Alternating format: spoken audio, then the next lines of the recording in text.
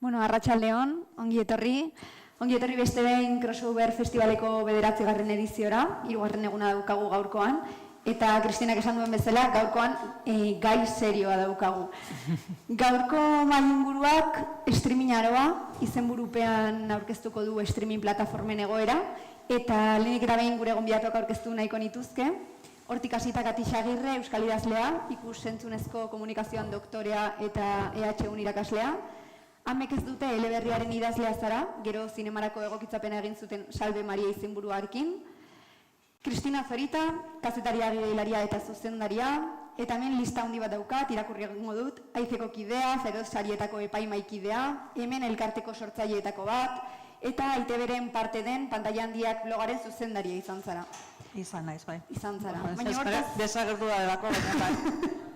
Baina hortaz gain munduko zinema jaialdi askotan ibiltzen zara lanean. Eta azkenik nire ondoan Urtzi Urkizu, kazetaria eta idazlea, Berrian egunkarian sortu zenetik, bertan ikusentzunezkoetako espezializatua zara. 24ean Txoria, Odei artean ETB lehen eta gero liburu argitaratu zenuen, eta 2025ean Europako Midas kazetaritza saria jaso zenuen. Eta gaurkoan, zure azken argitalpena aurkeztera zatoz gurekin, streaming aroa. Hala da, ezta? Bai, eskerrik asko. Bueno, kurrikulum luzeak aipatu ditut, badakit, baina gaurkoa bereziki garrantzitsua izango da, apur bat kokatzeko streaming plataformek izan duten ibilbidean, eta beraien esperientzia garrantzitsua izango da hauen inguruan hitz egiteko.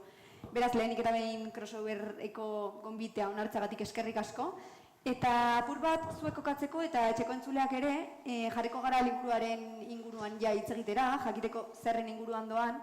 Streaming aroa, saiakera labur bat, erreportaje luzea edo kazetaritza testu bat da, Urtzi, baina azken finean streaming plataformen inguruko hausnarketa edo ikerketa bat.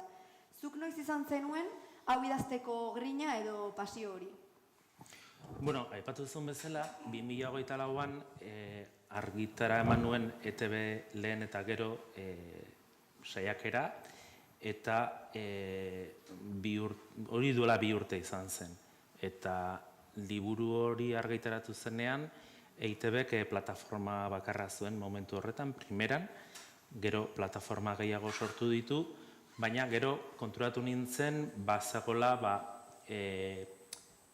ikusentzunezko kontsumoen aldaketetan, ETBko liburuan zegoen parte bat, baina nazioarteko plataformek zer eragin izan duten gure inguruan eta kontsumoan egin zitekela zerbait, eta justu gaina Alberdania argitaletxeko taldekoek saiakera laburren bilduma bat sortu behar zuten, eta Aritz Galarragarekin berehala adosgarren nintzen liburu hau idazteko. Askotan aipatu duzu liburua zaharkituta gelditu daitekela epe laburrean, adibidez hitz egin dugun Warner Broseko akorde horrengatik. Zein da zure ustez gaur egun plataformen egoera edo argazkia?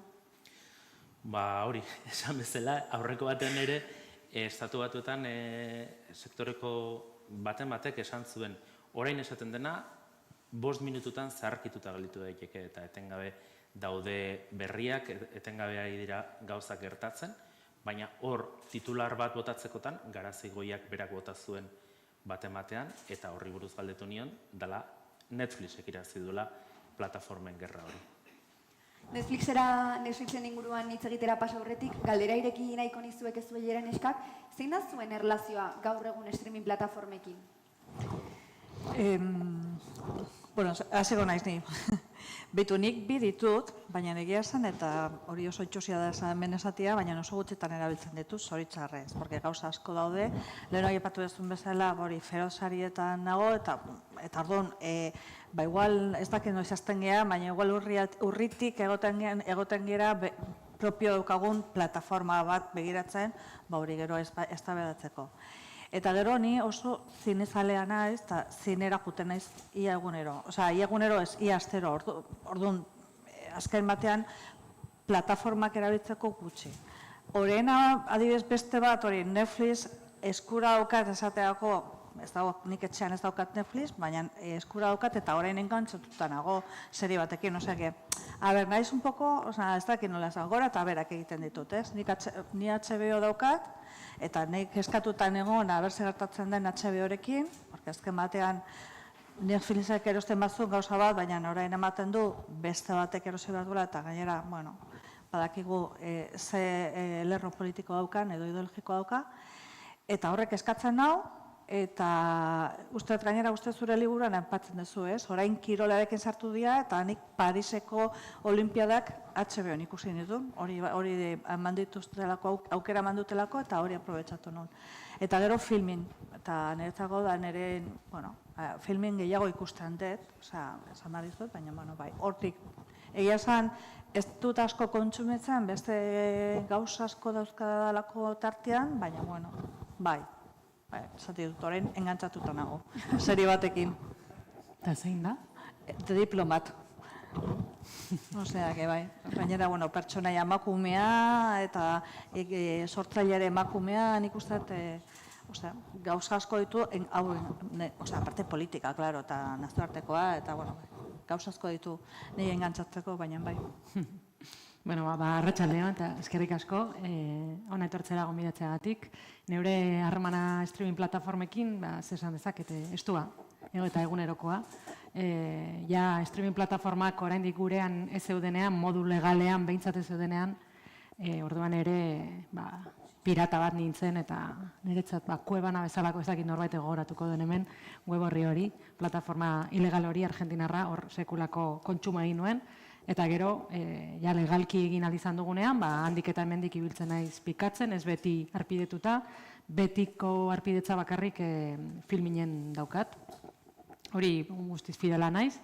Ez dut asko ikusten ere, egia esan, daren pentsatzera jarrita, baina automatikoki errenobatzen dut arpidetza urtero, baina bestela, serie bat ateratzen bada beste plataforma batean, hilabete baterako hartzen dut, edo lagunen bat ikusten dit, pasaitza. Filmin zaleak gara beraz, ezta, lagun artean. Egia esan, gero sartuko gara euskal edukietan, baina euskal eduki nahiko txo daude filminen, eta babestu egiten ditu era batean.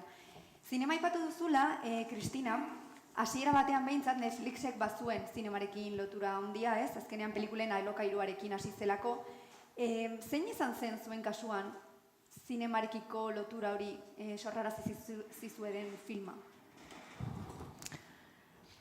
Niretzat beti zaila da esatea bat podiumetan ez naiz ona podiumak betetzen, eta orduan blokeatu egiten naiz horrelako galderekin, baina bai gogoan daukat, ni 80ko hamarkadako kumea naiz, eta uste dut perspektiba historikoarekin oso hamarkada ona izan zela familia edukientzako edo umeentzako pelikula horietan Hollywoodetik zetorren eduki mota hori, momentu horretan, titulo mitiko asko eman zituen, eta guztiak ditut oso gogoan, eta saiatu naiz berriro ere seme-alabekin ikusten, eta berriro konprobatu dut oso eduki kalitatezko handikoak zirela, ez? Ez dakit, Guniak, edo Cariño encogido a los niños, edo lako, nire adinekoak zaretenok, seguramente gogoan izango dituzuenak, ez?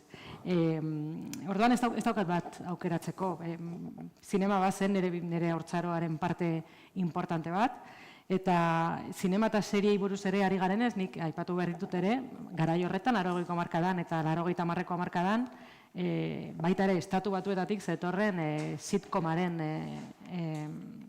hegemonia hori, ez? Zenbat serie mitiko egon ziren, nik berezik gogoratzen dut, Padres Forzosos, gazteleraz deitzen zen hori, Kanal Plusen ematen hasi zirena, nik 80ean Kanal Plus iritsi zen, eta denok uste genuen, edo nik behintzat uste nuen, neure hartzaroan kate itxia zela, bakarrik ordaintzen bazenuen ikusi altzenuela, eta hala zen egin batean, baina zeuden eduki batzuk irekian, eta behin heldu ginen etxera, piztu nuen telebista, eta Kanal Plus ikusi al genuen.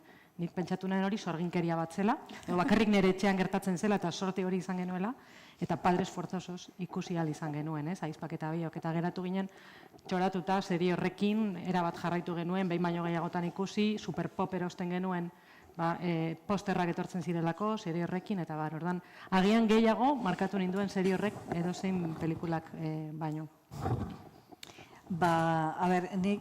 Nik uste izan dira poderioz, nik igual zaharragoa naiz, eta nire gertatzen zitzaik telebistan ikusten genuen zine klasikoa, eta denok ikusten genuen gauza bera gainera, eta ez dakit orain ez naiz akordatuko, baina badira Catherine Hepburn eta horietakoak, nire horietako pelikulak asko gustatzen zitzaizkian.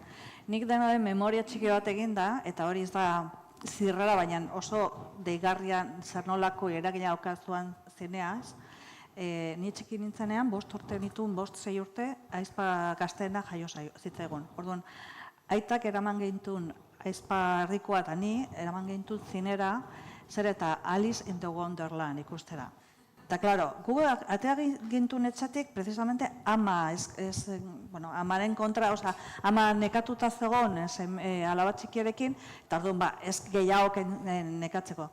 Aita kaxua. Hasi ginen negarrean, biak, eta, klaro, Alicia desagertzen zen, hor zulo batean jausten zen, eta guztinean, ze egiten dugun hemen, igual hemen ez geha etxera bueltatuko, eta hasi ginen negar batean biak, eta gaixoa, aita gaixoa, atea bergin izan gitu. Orduan da, azkenean ze eragin daukan, hori nola bizitzen duen bakoitzak, ez? Zinean, eta nezako hori da, eta gero hori, esan behar duela, ez? Areto txiki batean, beste jenderekin nola egiten desunik, eta adibidez hori, igual, nik ere oroitzapena daukat, nola ikusi nun nola da, Star Wars, edo hori beste Harrisonen Forren pelikulak, horiek oraindik ere akordatzen naiz zek baldintzetan ikusi nuen, horrek ere pizten dizu, ez?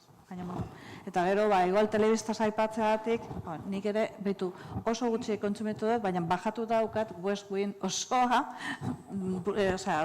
CD batean grabatuta, hori, ilegaleki, klaro, momentu horretan.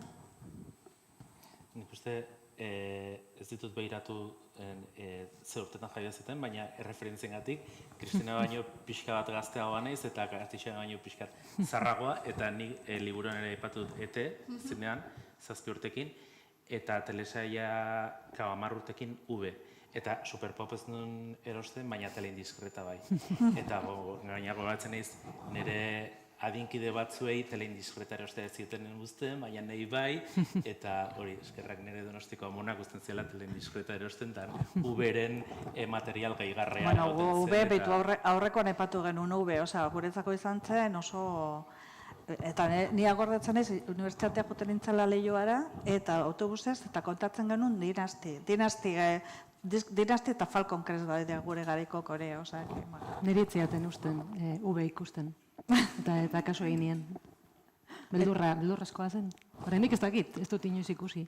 Beldurrezkoa zen V, bai ez? Ikusiko duzu, gero gauean behiratu. Suposatzen dut, kontsumo asko aldatu dela, kontsumo eredua bereziki aldatu dela zuek telesaioiek ikusten zenituztenetik, gaur egun arte.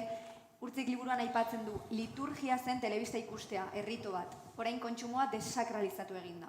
Adosta zaudete honekin? Bai, jakina. Hori gertatu da gainera bizitzaren arlo guztietan, ia, ez? Kontsumo azkarraren garaian bizi gara, dena digitalizatu da eta dena daukagu eskura literalki, ez? Telefono bat dugun einean, edo zer gauza, sentipen horrekin bizi gara, edo ilusio horrek bizi gaitu, ez? Klik bat egin eta dena izango dugula eskura, eta ikusentzunezkotan zer esanik ez. Gaurko umeek ezin dute kontzebitu, ez dakit, serie bat izango dela asteartetan, arratsaldeko 5etan. Eta hor egon beharko dutela, eta ez badaude, galdu egingo dutela, ez? Hori pentsa ezina da gaur, guk sortea dugu, hori bizi izan dugula, gogoan dugula. Eta otezare liburan ere aipatzen da, ez? Nola, azken batean bakarra zagoenez, edo bakarra zen momentu horretan zagoena, denek hitz egiten genuen horren inguruan. Adibidez guri gertatzen zitzaigun autobusek joten ginen, eta libura irakurtzen zen, porque orduan mobilek ez zauden, ez da pentsatu ere, baina aparte, ez dagoen. Eta orduan, hitz egiten genuen gure artean, igual zen, hori, bezperan ikustako Falcon Crestaren kapitula, ez dakit Falcon Crest edo dinastiko tokatzen zen, baina horren inguruan hitz egiten genuen. Eta hor bat zegoen, hartu hemen bat, gaur egun da, bakoitza mobilarekin, autobusean, metroan, dena begiratzen ikusten nahi diena, edo abioian, eta ikusten nahi dien seria, eta izan diteke zuki ikusten nahi zeana, edo beste batek, edo beste gauza bat, hori da kontua. Hala ere, naiz eta hainbeste gauza izan eskuan, ez, kontsumitzeko, liburuan aipatzen da ere kontsumoa era batean bideratuta egon daitekela. Uste duzu hala dela, ikusten duguna beraiek nahi dutena, bideratzen digutela kontsumo hori? Bai, jakina, nola bestela, ez?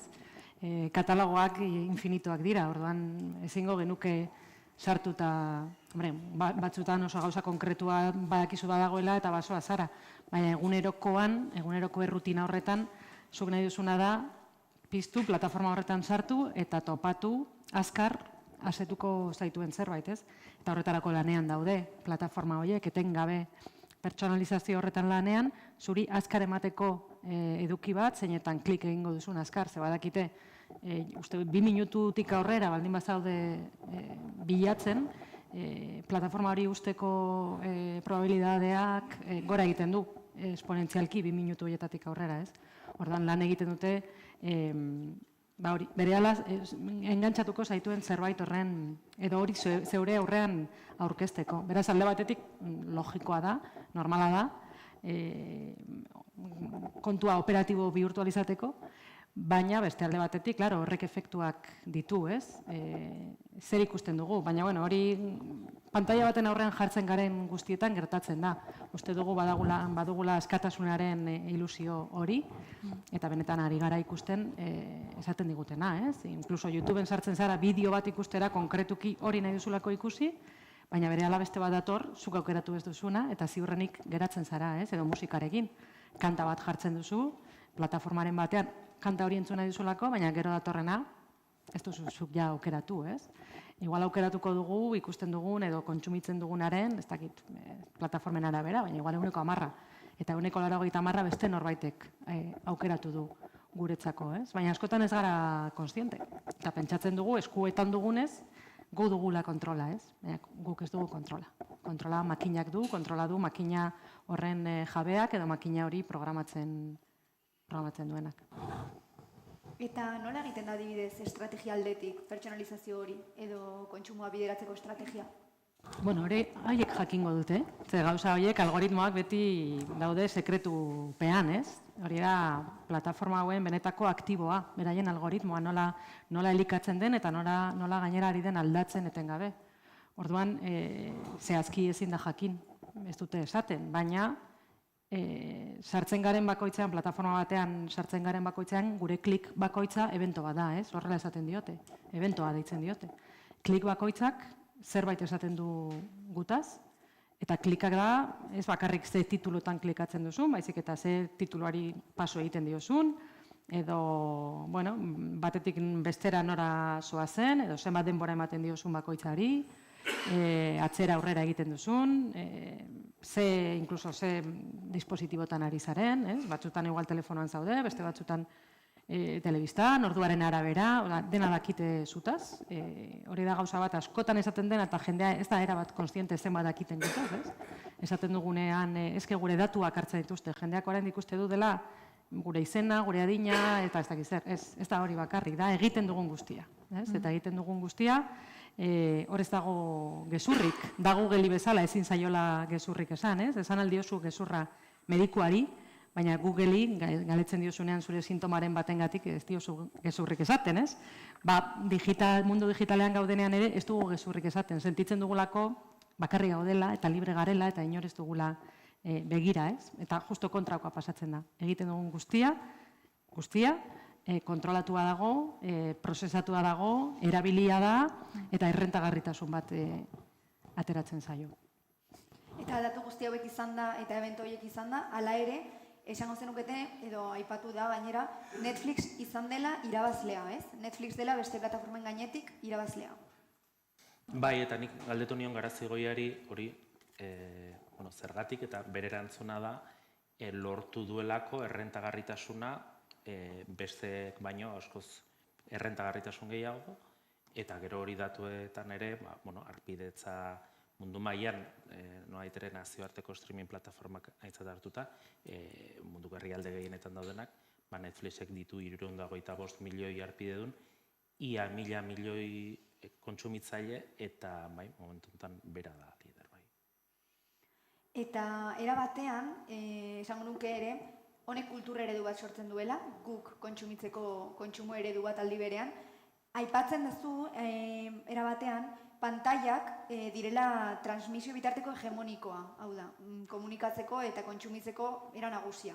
Eta pantailetara iritsiko ez den kultura edo hizkuntza galduko dela, Gaizka Arangurenek aipatzen du. Zein da, zentzu honetan, Euskal Edukien egoera, plataforma hauetan? Bueno, a ber, bizitza honetan dena da erlatiboa, ez? Orduan, segun nondi begiratzen diogun, erabili dezakegu diskurso derrotista bat, eta esan hutsaren hurrengoa garela, eta dena pikutara doala, edo jarri gaitezke, konparatu gaitezke bestelako hizkuntza gutxituekin, eta konprobatu, empirikoki ez gaudela hain txartu, ez? Orduan, noski atzera egin dugula, azken hamarkadetan, nabarmenki atzera egin dugu, baina besteek oso aurrera egin dutelako. Lehen aipatu dut nire haurtzaroa, telebista kate horiek, lau ziren, hasieran, gero eta guk ETB genuelako, beste toki batzuetan ez zeukaten ETB-erik. Gero etorri ziren pribatuak, baina horiek 3 izan ziren, beraz, bueno, 7 kate baldin badituzu, eta bat euskaraz bada, proportzionalki izugarria da. Baina gero segertatu zen, telebista katek gora egin zutela, satelite bidezko telebista zela, fibra bidezkoa, gero ja telebista digital, lurreko telebista digitala heldu zen, eta ja batean 100 kate berri, eta gero ja internetari esker edo streamingari esker mundu osoko edukiekin konektatuta gaude, gure eskura ditugu, eta hor ikusten dugu euskarazko edukiak geratu direla erabat lurperatuta, eta proportzio hori, lehen esan badut 7, orain izango da, ez dakit, 1,70,000, edo lako zerbait, edukiei dagokionez, tituluei dagokionez, agian hortik dago proportzio hori, ez? Orduan, egia da oso atzera egin dugula, besteek oso aurrera egin dutelako, biderkatu egin delako guztia, eta orain mundua delako kompetentzia, ez? Ez mundua erabat, ze askotan hitz egiten dugu munduaz, eta estatu batuak edo mendebaldeaz ari gara, baina edozein kasutan munduaren parte handi bat eta importante bat, ez? Baina lehen esan dut, segun zerekin konparatzen garen, ze, euskarak hor dirau.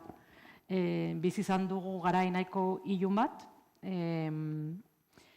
euskarazko pelikularik ezen egiten, eta etzen egin, hamarkada eta erdiz, etzen egon, eta hasi zen euskarazko zinema 2005 urtean, eta ordutik erregularki egon dira tituloak urtero, batzutan 2, beste batzutan 4, baina badago erregulartasun bat, badago industriatxo bat, eta ez du ematen desagertuko denik, egun batetik bestera, eta azken boladan ere badugu telebistako fikzioa, edo fikzio seriala edo seriak ere baditugu, hor ere utxune handi bat egon da, eta ari gara apur bat berreskuratzen, ez?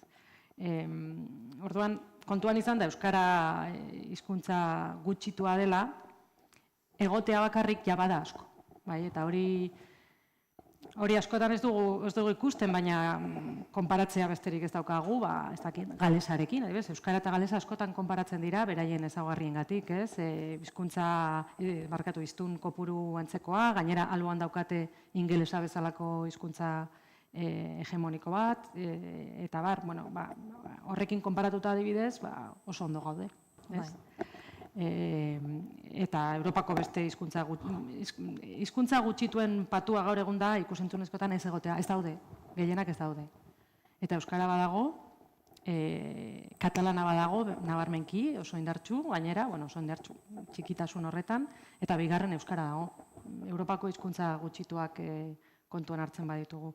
Orduan, hortik ere begiratu altzaio. Egon, bagaude.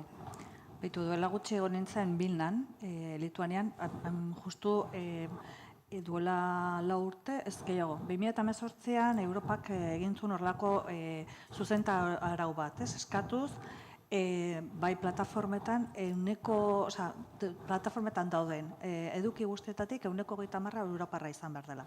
Orduan, egin zuten horrelako ikerketa bat 4 unibertsitateen artean, eta bat zen Vilnako unibertsitatea. Eta beraiek esan zuten, nire atentzio mantzean, Netflix inoiz ekoitzi Lituanian.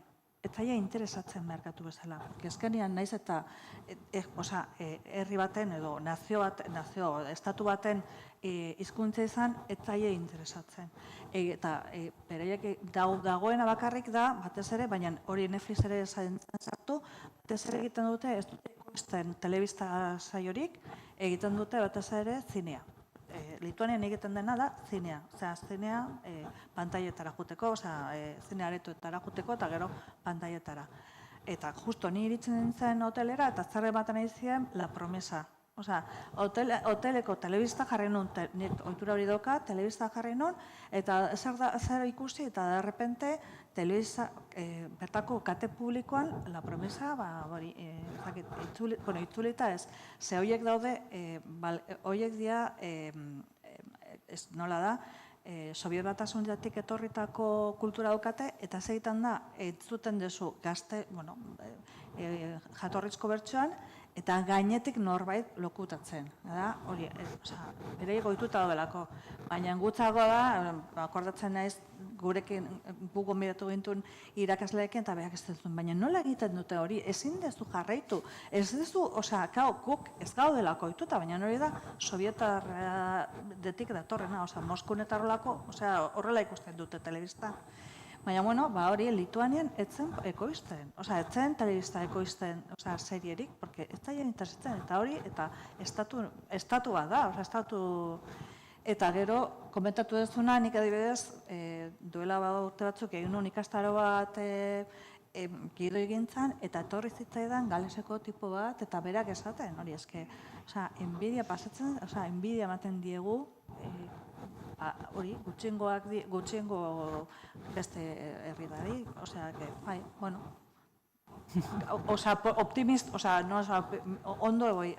optimismoa begiratzagatik, ez, baina, aikortu zuen pitik bat emateagatik. Beharrezkoa da, uste dut, gai honekin. Uste duzue ala ere, geroz eta gehiago kontsumitzen ditugunez plataforma hauek, zinemaretoen bilakaera bera egingo duela edo bilakaera negatiboa izango dela? Zinemaretoena? Bai. Bueno, ja ez dakit atzerago egin dezaketen. Ja hor geratzen direnak dira azken moikanoak, ez? Eta,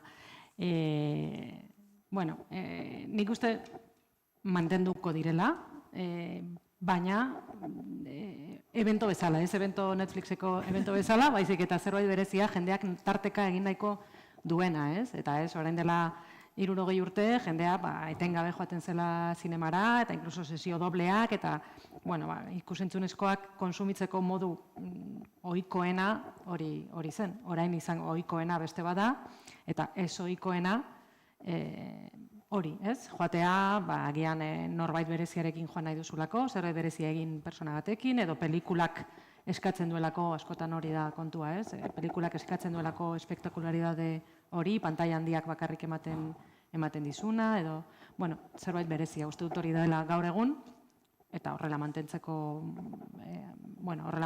delakoan nago. Gaur egun dagoen bezala, baina egia da, zinemareto askok itxi dutela, azken hamarkadetan, esan nahi dut, atzera pauso hori eman dela, edo gainbera hori eman dela, eta beste fase batean sartu direla zinemaretoak. Niri gustatuko litzateke ikustea Frantziaren egoera. Frantzian kultura bat dago. Alegia, nire gertatu zitzaren oso gauza kuriosan, Baionara jo nintzen behin asteazken batean, eta badakizue, hezkuntza sistema asteazkenetan da jai moduko bat, ez? Orduan, derrepente jo nintzen zinera, Atalantera goizeko 10etan edo 11etan, idigo, zama jende gazteak. Eta eskolak ziren institutokoak, bereiek egiten dute horrelako saioak, juten dira institutoan, pelikulat ikusten dute eta gero lantzen dute pelikula horren inguruan zerbait. Eta adibidez, nola da, Lapetit, hainbat pelikula badukate gehigarri modura, gero horiek ikasteko. Eta gira esan, oraindik Frantzian jendea juten da pelikulak ikustea, zinea juten da, dago kultura bat, baina gero sartzen dira hori plantailen eta horien kontra komplikatuago da. Baina hori da hemen askok errebindikatzen nahi diena, ez? Kultura hori eskolatik zabaltzea. Alegia ez bakarrik pantailetan, baizik eta jun pelikulat ikusi eta gero aldamenekoarekin hitz egin pelikula horren inguruan. Baina, egia da, hortzi gutan? Ez, hori justu Katixaren lankide batek, unibertsitateko irakasle batek aipatzen zidan, zenbat kostatzen zitzaien ikaslek arreta mantentzea pelikula bat jarri eta ordu terdi edo ja, ez dugu esango 2 ordu, baina ohituta daudelako gaur egungo ikasle asko TikTokeko 10 segundutako bideoietara eta horrek ze eragin izan duen ikus-entzunezko kontsumoan eta zineman, ez? Hori batetik Katixak aipatu dezake, baina baita ere gaineratzeko hor liburuan jasotzen dudan momentu batean zinemaretoena esaten zena bai beraka asko jetxi dela, baina pelikulen formatua da ordu terdiko hori, historio bat kontatzea ordu terdiz edo 2 orduz. Gaur egun munduan peli asko egiten dira eta Mikel Jartzak aipatzen duena zen, hori, horrek jarraituko duela, hau da, plataformak ere dira pelikulak egiten eta naiz eta aretoek izan presentzia txikiagoa aisialdian formato hori orduterriko pelikulena bai, zere jende asko ere ja nekatu egiten da, ez da izen bat ataletako ez da izen bat denboraldiko telesailekin eta ere bai. Esango dizu, nik ere, nire hori atentzen baten dit, WhatsApp talde batean, da repente batek, eta bai, hasi naiz pelikula hau ikusten, digo, nola hasiztea pelikula hau ikusten? Orduan, atalka ikusten dute batzuk pelikulak. Nik ere bai. Bai, seguramente. Que lokartu egiten naiz, bestela. Bai. Gainera pelikulak gaur egun ez dira 90 minutukoak. Hori zaman ez dut, garai batean bazegoen klasikoak, bai, baina orain. One Battle After Another, nik birritan, bi egunetan ikusi dut. Bai, eta ordu, niri gertatzen zait, niri oso arraro egiten zait hori, baina niri da, gertaliteke, hori evidentemente, etxean zaude, streaming begiratzen ez da, eta, gelditza dukazu, eta, jarraituko dut. Baina nire oso arraro egiten zait oraindik, baina bai. Niretzat oso seinale ona da, pelikula bat osorik ikusten dudanean, lotara joan gabe, ez? Hor, baina gutxienekoak dira. Normalean nekatu eginago olako pelikula luze bat ikusteko eta bitan ikusten dut. Nire gertatzen zait, aurrekoan nola da, zeineiaria nekatu barena ez, eta gainero adibidez, telebista, Espainiako telebistan, eta hemen Euskal Herrian ere, azkenean noiz jartzen dituzte pelikulak, gabeko 10etan. Horrekoan, konfaldaz jaloloko hasi zintzen ikusten, eta lo gehatu nintzen, ohera jo nintzen pelikula bukatu gabe, hor daukazu, streamingez daukazu, horiek horrela ondo begiatzen, zuk nahi dezunean, hori da aukera hori. Agenda ia ohitu da, pelikulak nahi duenean ikusteko ez itxoitea, noiz hasiko dan telebista kate konbentzionala pelikula hori ematen, ez? Egia da, era horretan ere kontsumo aldatu dela, ez ohituta gaudelako Kristinak esan duen bezala, ez bait bukatzen, nun baiten aukiko dut, ez? Arraroa da ja gaur egun pelikula bat ez eukitzea nun baiten, beste daudenez.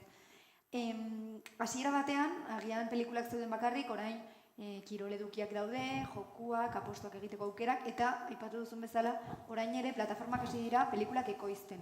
Ez dakit, ikusi dugu ere era honetan adibidez handia pelikularekin, Moriartyen handian, sartu zirela ekoizpenean. Ez dakit ze puntura arte baldintzatu dezakeen edo zentsuratu dezakeen gaur egun plataforma batek edukia ekoizten hasten badu? Uste dut, handiaren kasuan ez da zehazki produkzioan sartu zirenik, bai lortu zutela akordio bat distribuzio mailan esan dezagun, eta hor bai dirua etorri zela hortik. Baina, nik aukera izan nuen bai Moriartitarrak elkarrizketatzeko, eta baita ere Paul Urquijo berak errementari egin zuen Netflixeko diruarekin ere bai, eta hori galdetu nien, ea Netflixen dirua egoteak zerbaitetan baldintzatzen ote zuen. Eta erantzuna izan zen, hori, beste maila batean egin zela akordioa, distribuzioari begira, distributzaileekin, eta haiek egin zutela beraien lana beti bezala, ez? Hor Netflixek eta beste plataformek ere bai, badituzte implikazio maila desberdinak. Gero guztiari jartzen diote original hori, baina hori bakarrik guztiari jartzen diote baldin eta haiek bakarrik baldin badukate, baina ez du esan nahi beraien ekimena izan denik. Baizik eta ikusi dute proiektu bat interesgarria dena zerbaitengatik eta diruz lagundu dute eta horren truke izan dute esklusibidadean. Orduan beti ez da, gehienetan ez da Netflix benetan sartu denik produkzioan. nik uste zentsura kontuak eta presio kontuak eta agian gertatzen direla beste maila batzuetan edo gerora pelikula batek izan ditzaken reperkusioengatik edo ez dut imaginatzen plataforma bateko ejekutiboa deitzen zuzendari bati edo gidoilari bati esanez kendu hau, aldatu hau, hori ez dut uste horrela gertatzen denik.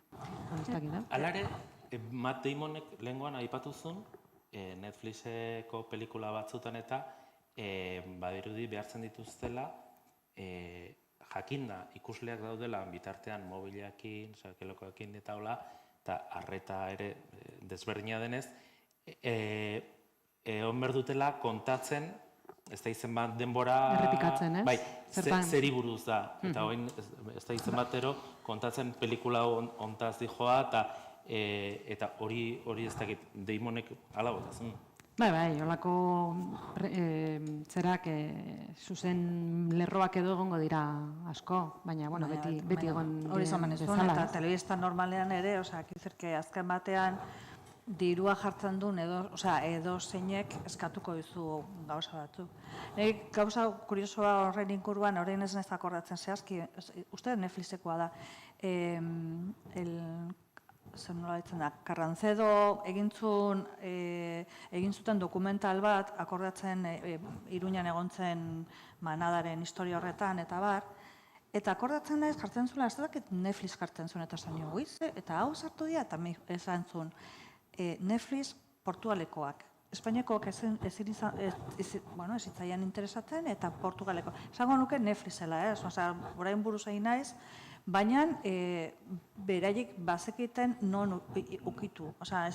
Ikusten baduzu, esesko ematen badizute hemen, jutentzia beste plataforma horren beste leku batea, eta horrela lortu zuten, ez naiz akordatzen, baina akordatzen ez, berarekin, Dianak, esan nion, Carrancedo etorri zanean, aurkeztea esan nion, hau eta atentzen mandit, eta santzean bai, eta etzen izan, uste santzean hori, Madrilen esesko mantzioten, eta juntziotela hori, Lisboa aldea, porque igual, bertako ejekutiboak, aproposago ikusi zuen, esan dizut, azkenean ere batzutan ez da bakarrik, zein da lerroa, ez? Baina nizkekero ere gertaliteke, ejekutibo batek edo beste batek filin desberdina izatea, ez? Orduan horren arabera ere, horren menpe, eta bueno, tokatzen zaizu produktore moduan aurkitzea non kokatu, ez? Aipatzen duzun No Estás Sola dokumentala, hori, Manadakoa. Bai. Egoera honetan, nola ikusten dituzuen, nola kokatzen dira Euskal Herriko ETV-ko plataformak? Ze azkenean ikusten dugu guda bat dagoela, Netflixek irabazten duela, baina duela urte batzutatik ona, ETV batean sartu da, primeran, guau, makusi, eta 50.000 gauza ditugu. Zein da hauen argazkia? Ara. Bueno, 5 daude, momentu enten, 2 urtetan sortu dituzuk esan bezala, pixkat nitxoak edo segmentatuta eremuak, orduan, primeran sortu zen gazten lehen hemen Gorka Garzia onda aipatzen telesailen alde egiten duena postua eta batez ere gazteak harrapatzeko, makusi aurrentzako edukiei begira, guau irratiak eta podcastak eta audio mundua, gero orain informazioa eta emateko, Kristina. Baina nire uste sakelekorako da, ez?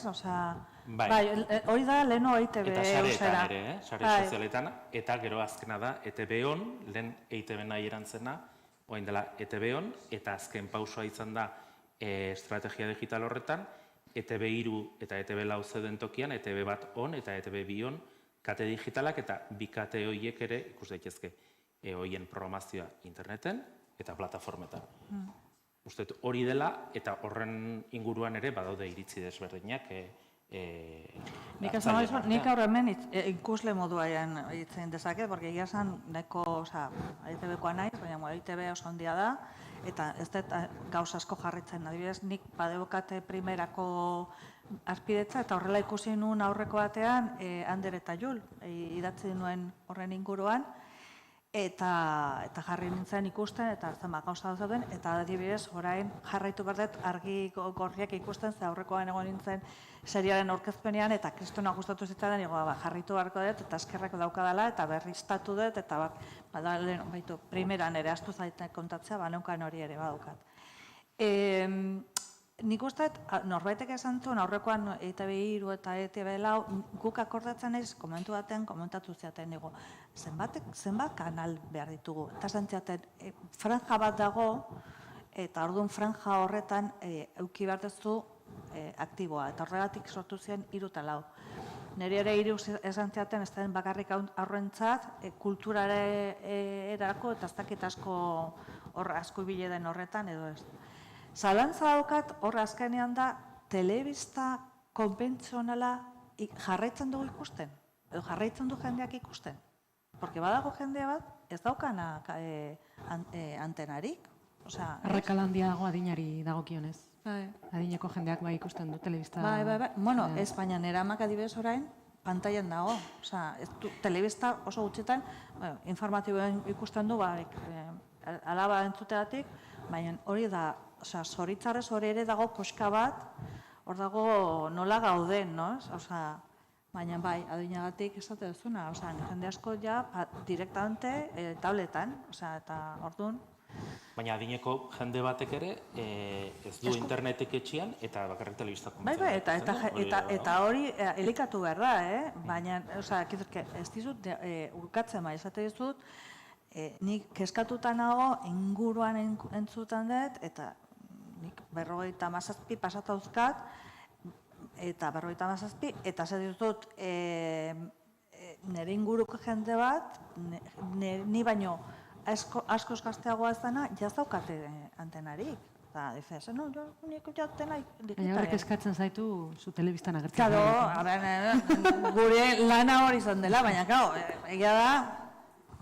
egia da leheno komentatzen duzuna, orain dago eta printzipioz horretara gotzen egiagu ere, orain elikatu behar da, eta elikatu behar da, orain egiten dituzte pantaila txiki, pantailetarako TikTok modukoak ere egiten dituzte, tarteka, baina bai eskatzen ez, lehen ere lana hor da, baina kontuaratzen zea, zema jende esate dizu, no, nik digitala guztia digo da, baina, bai.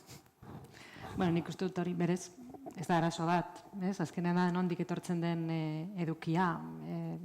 Hori neutrala da, esan dezagun, segun eta nola erabiltzen den, eta hor gehiago eskatzen hau, ze berandu iritsi den ETB. Hitz egin daiteke hemen ETB-ri buruz libreki? Nik gidoia pasa nuen eta zentsurarik ez zidaten jarri, beraz. Dena hartu dute, bai.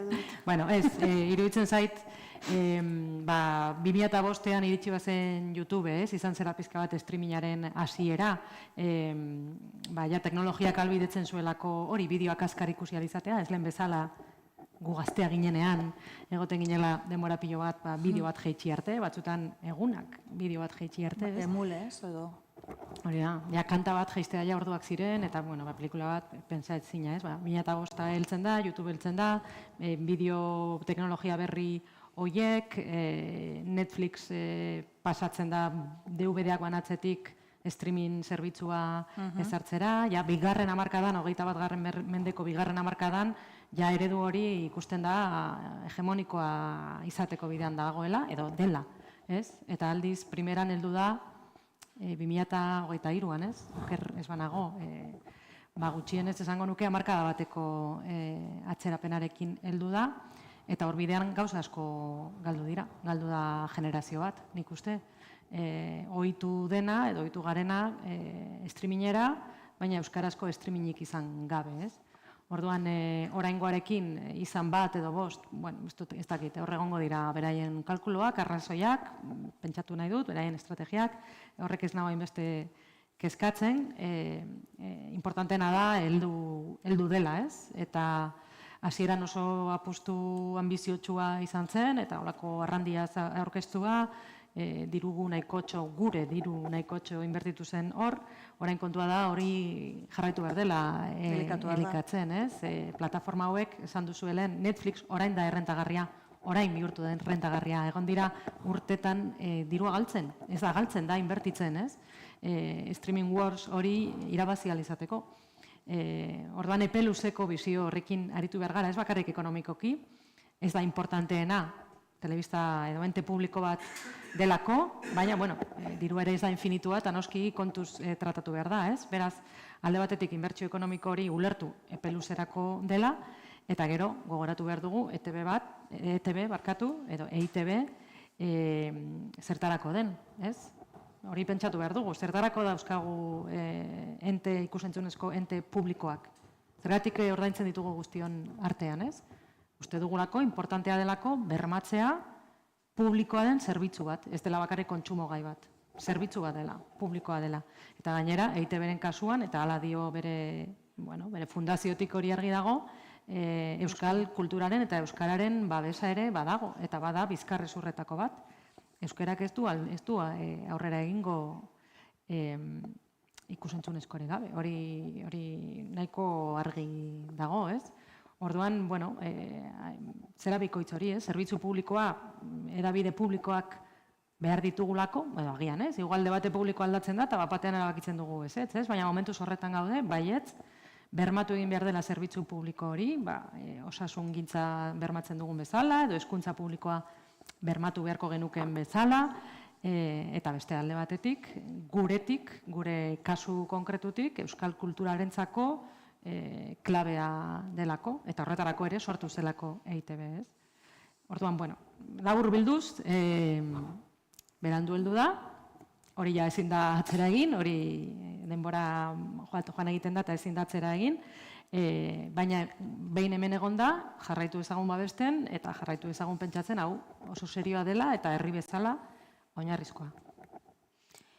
Euskararen babesaren izenean, primerak badu, Euskal Edukiak euskaraz estreinatzeko lehentasun bat. Liburuan urtzik aipatzen du, irakurriko zenutenez, adibidez, desagertuta telesailaren kasuan, primeranek estreinatu zuen, euskeraz, gero Netflixek, erderaz, eta hortik 5 hilabetetara iritsi zen euskarazko bertsioa Netflixera.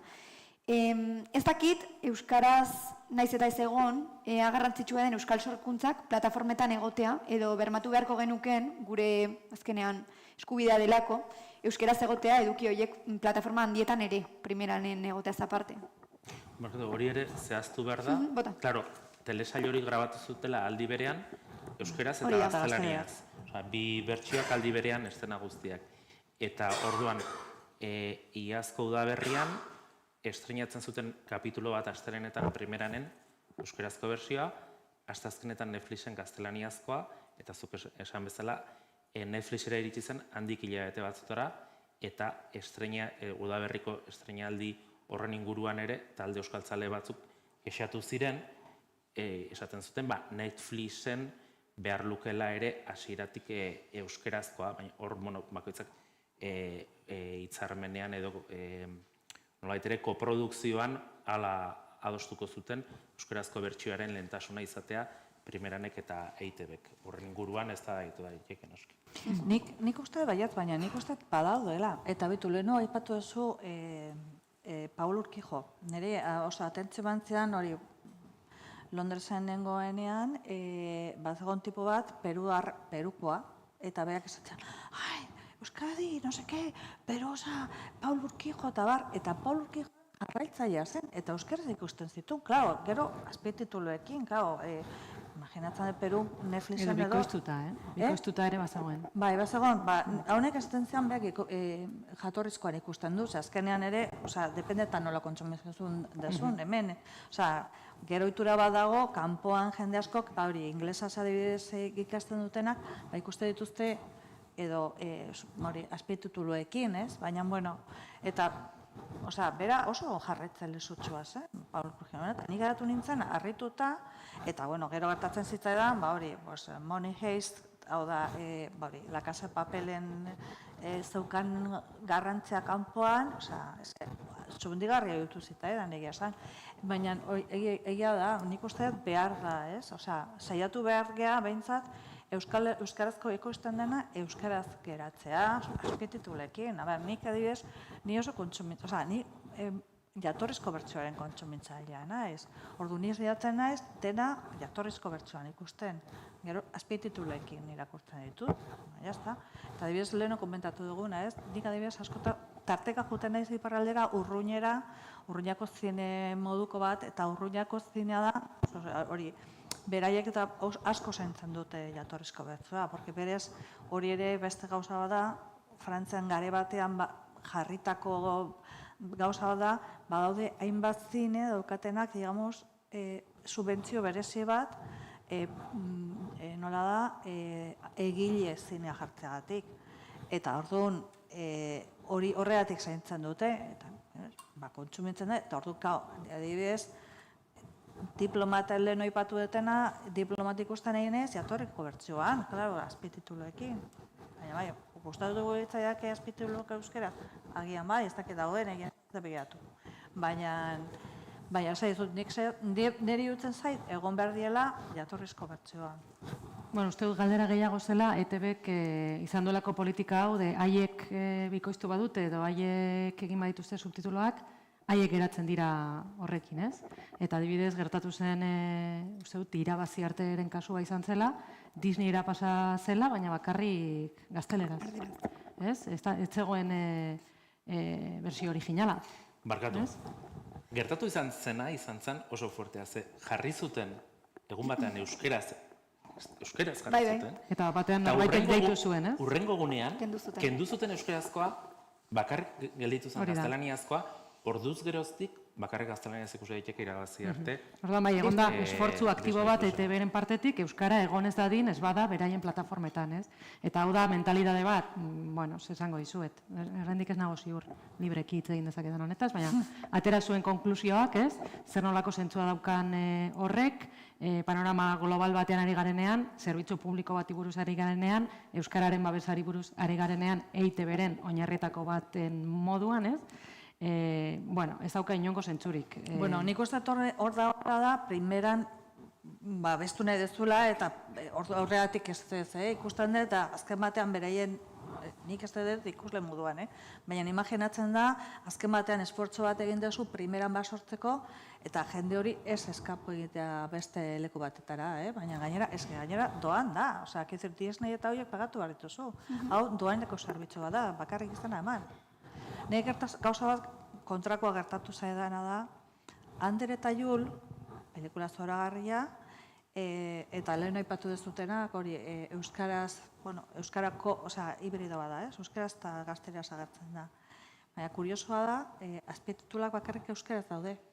Osea, eta nik komentatu nahi nuen hori pelikula ikusteko, gainera esaten jo, streaminga tal, nota primeran tal, digo, kanpotik, hemendik kanpo ikusteko, gainera publikatu dut artikulu bat Kataluniako webgune bat, eta, klaro, digo, bale, baina orain, klaro, digo, ikustea badago, baina ikustea daude, azpitituluak bakarrik euskeraz daude. Osea, hemendik kanpo pelikula hori ezin dute ikusi, ez dago horrelagatik, baina igual, ez dakiz, nik aurrekoan norbaitik komentatu, nio, digo, badago aukera, hemendik aurrera egin behar dutena da, azpititulu lau hizkuntzatan jarri behar esan zaten aurrekoan.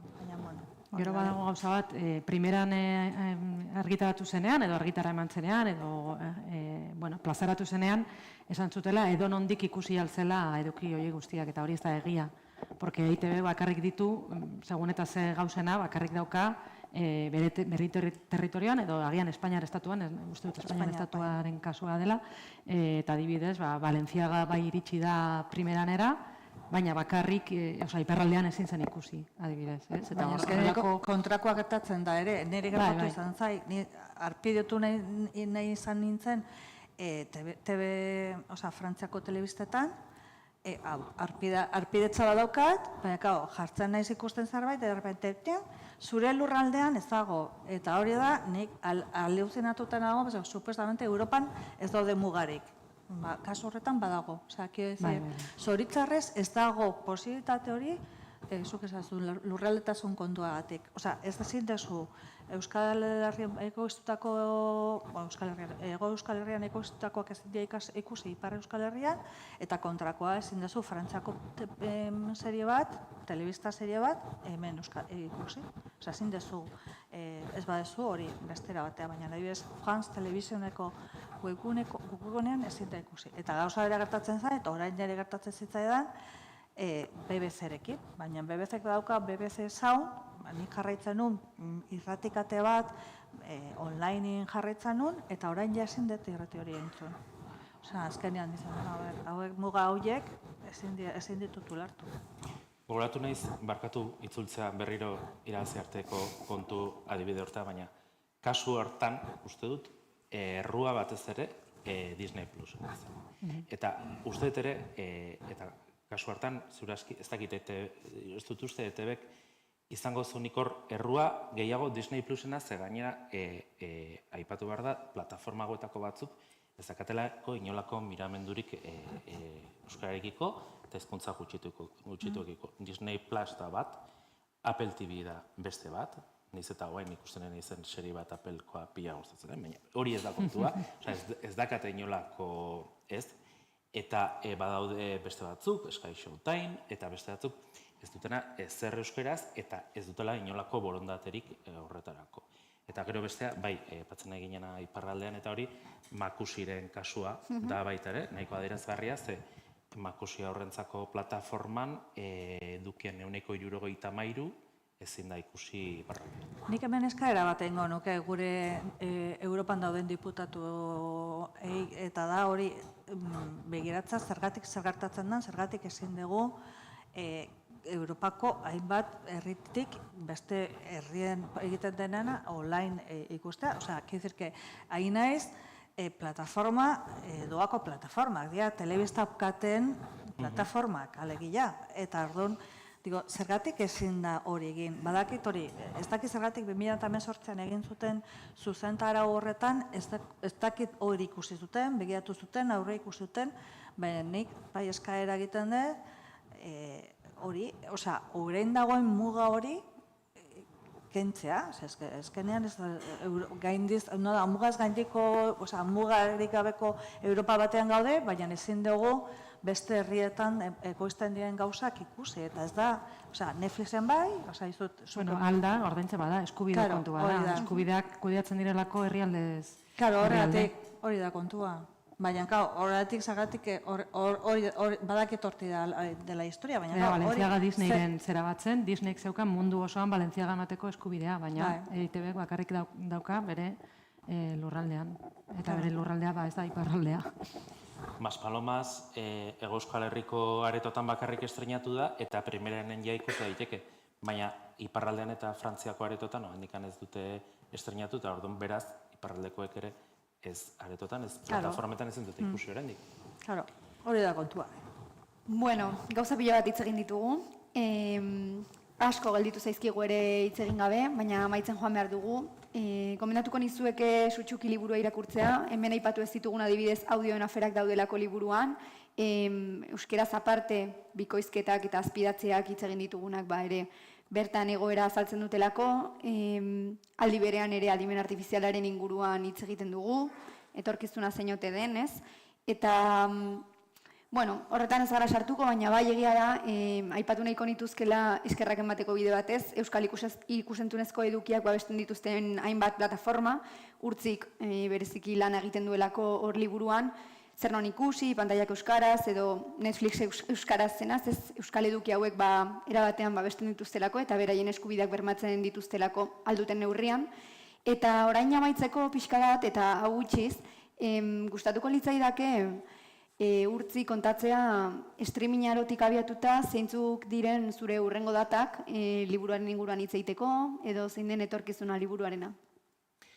Bai, bueno, apirilean izango ditute 3 aurkezpen, ea ondo garatzen naizen, apirilaren 15ean Hondarribian, apirilean 17ean Hernanin, eta 23ean Lezon. Eta gero maiatzaren 14ean Teila Fabrikan, eta hor lehen komentatu izanez, zerbait berezi xamarra akaso. Beraz, jende hor biltzea, ez da? Bai. ekitaldira. Bueno, beraz, lehenik eta bain eskerrik asko Alberdanea Patrikari, liburu honek eta ikerketa honek hitz egiteko asko ematen duelako. Eskerrik asko zuei crossoverreko gonbitea onartzeagatik. Geldituko nintzatek hemen beste 3 ordu honen inguruan hitz egiten, uste mami izugarria dagoela gai hauen inguruan hitz egiteko eta bereziki Euskal Herriko eduki eta plataformen inguruan. Eta eskerrik asko ere bide batez kulturretxeari, kulturguneari, crossoverri, eta hemen gu egotea albidetu duten pertsona guztiei. Mil esker, eta jarraitu ikusten crossover, ze hemendik larun batera arte uste dut, ekitaldi pila bat egongo dira, solapatzen direnak gainera eta bakaleran hemen, beraz jarraituko dugu. Eskerrik asko, mil esker. Eskerrik asko.